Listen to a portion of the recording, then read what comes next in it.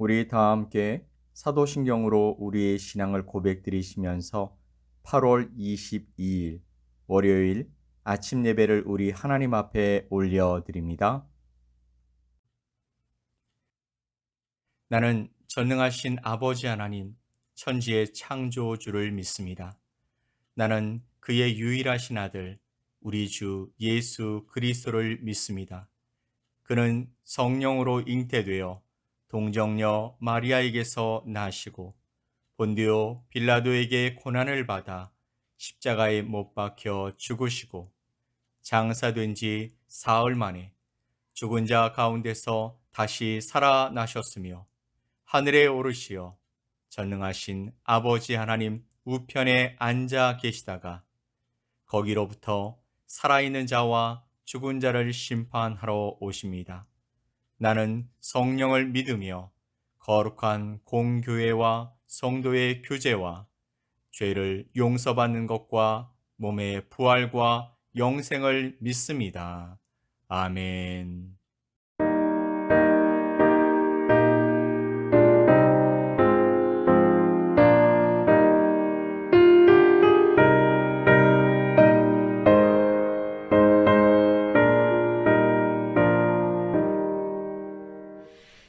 괴로운 인생길 가는 몸이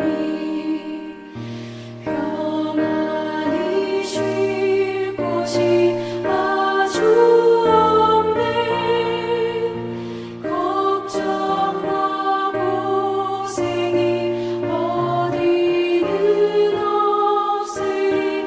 돌아갈래 고향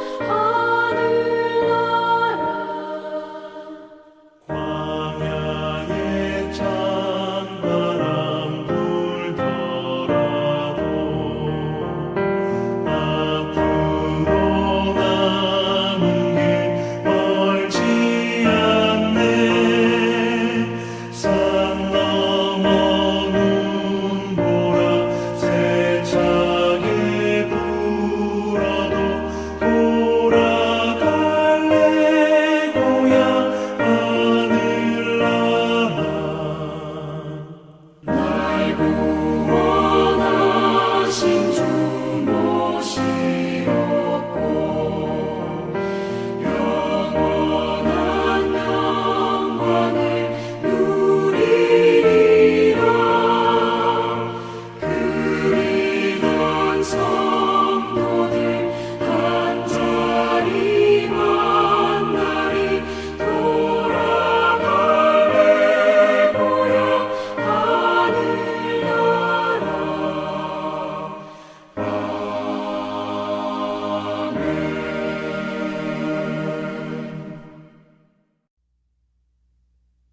오늘 함께 보실 하나님의 말씀은 사무엘상 31장 1절로 6절 말씀입니다.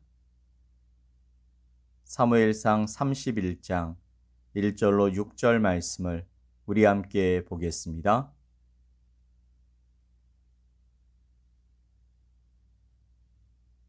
블레셋 사람들이 이스라엘을 치매 이스라엘 사람들이 블레셋 사람들 앞에서 도망하여 길보아 산에서 엎드려져 죽으니라.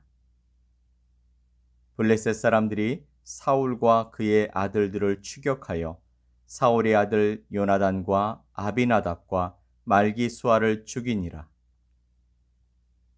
사울이 패전함에 활 쏘는 자가 따라잡으니 사울이 그 활 쏘는 자에게 중상을 입은지라.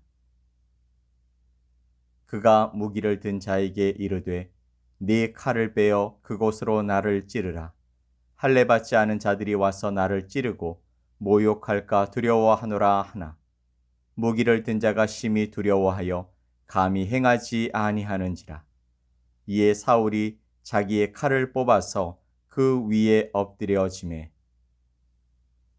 무기를 든 자가 사울이 죽음을 보고 자기도 자기 칼 위에 엎드려져 그와 함께 죽으니라.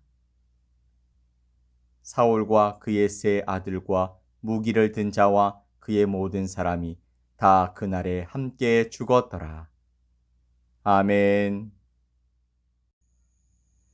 오늘 우리가 함께 읽은 말씀은 사무엘상의 마지막 장이면서 사무엘상의 중요한 주인공 중 한 명이었던 사울 왕의 최후를 그 내용으로 하고 있습니다. 사울 왕은 블레셋과의 전투 중에 화살을 맞아서 중상을 입게 되었고 자신이 더 살 수 없다는 것을 알게 되면서 자기 부하에게 자신을 죽일 것을 명령했습니다. 블레셋 사람들의 손에 죽임을 당하는 모욕을 당하느니 자기 부하의 손에 죽겠다라는 것이었습니다.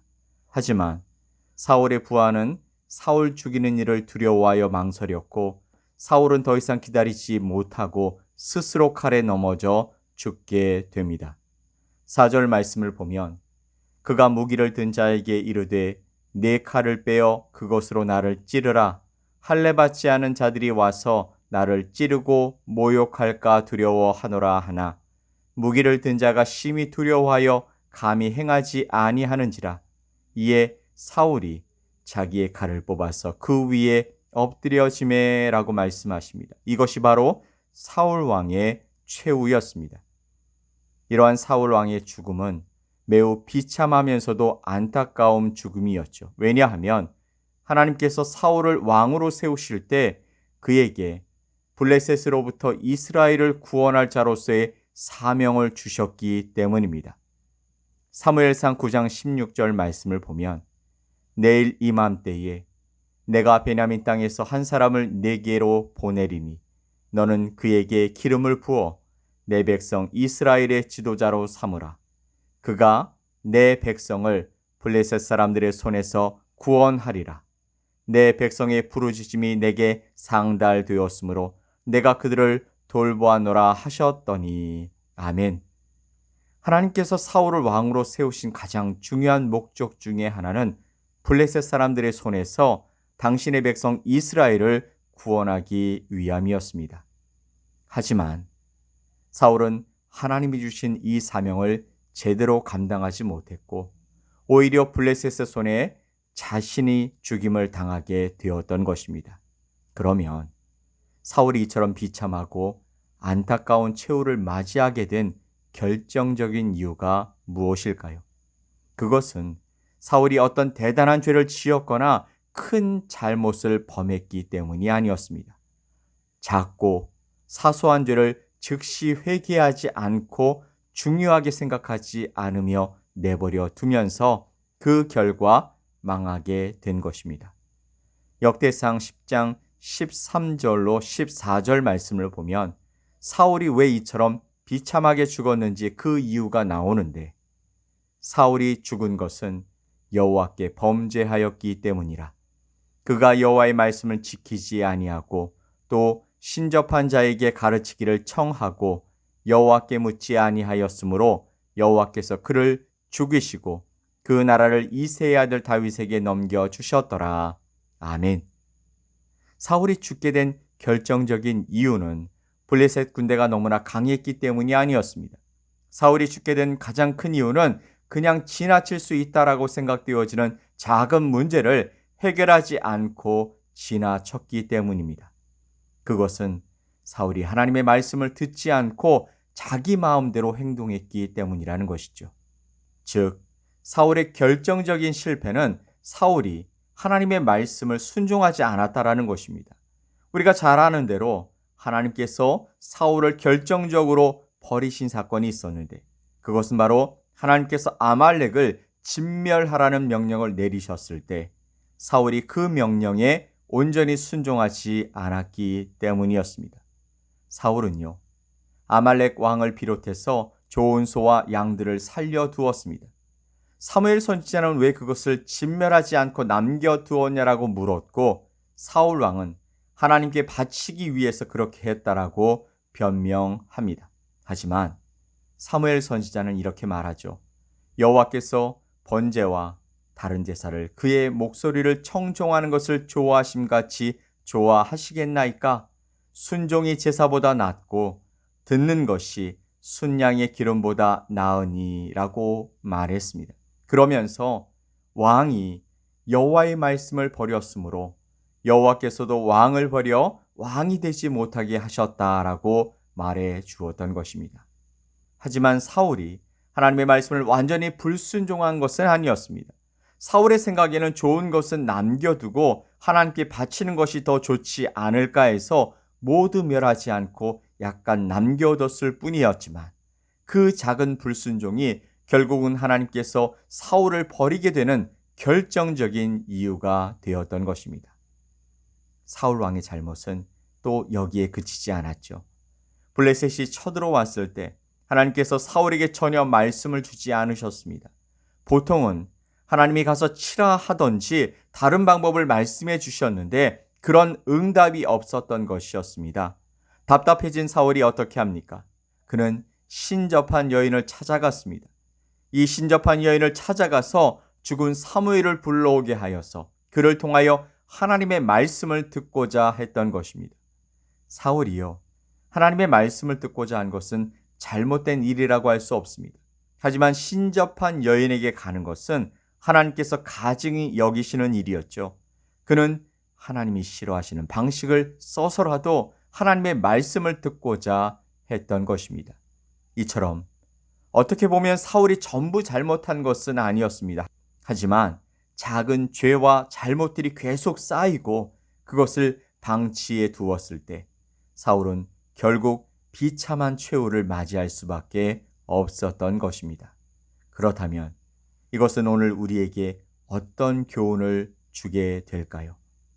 신앙생활의 실패는 우리가 생각하는 것처럼 우리가 저지르는 큰 죄나 잘못 때문이 아니라 그냥 지나치기 쉬운 작은 불순종으로 말미암을 수 있다는 사실을 우리에게 가르쳐 주고 있는 것입니다. 무엇보다도 우리의 삶 속에서 작은 부분부터 하나님의 말씀에 순종하는 것이 중요한 것입니다.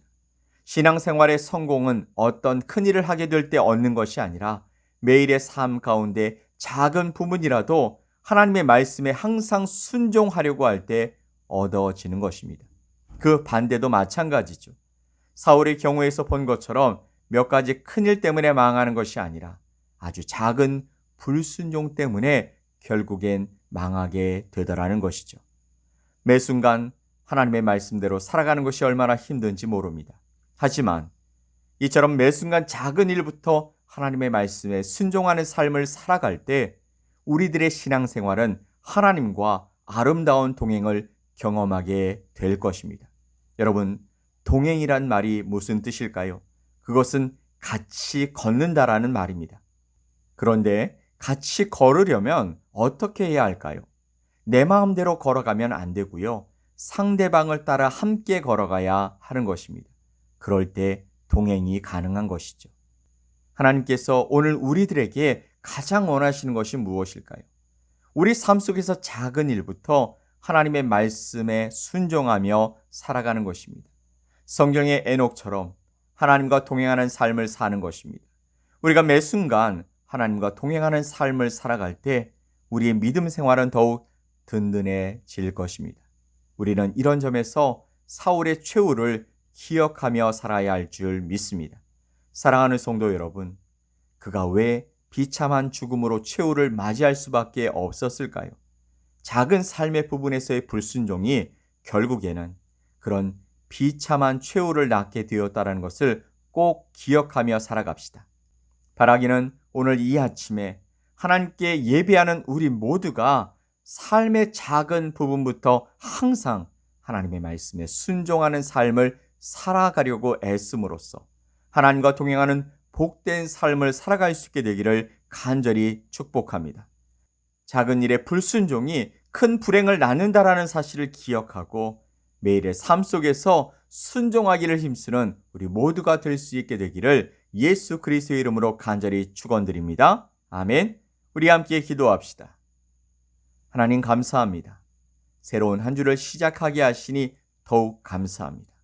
기대하고 기다리오니 하나님과 항상 동행하는 삶을 통해 복된 삶을 살아가는 우리 모두가 되게 하여 주옵소서. 감사드리며 예수님의 이름으로 기도 올리옵나이다. 아멘. 하늘에 계신 우리 아버지여, 이름이 거룩히 여김을 받으시오며 나라가 임하시오며 뜻이 하늘에서 이루어진 것 같이 땅에서도 이루어지이다. 오늘 우리에게 일용할 양식을 주시옵고 우리가 우리에게 죄 지은 자를 사하여 준 것 같이 우리 죄를 사하여 주시옵고 우리를 시험에 들게 하지 마시옵고 다만 악에서 구하시옵소서. 나라와 권세와 영광이 아버지께 영원히 싸움나이다. 아멘.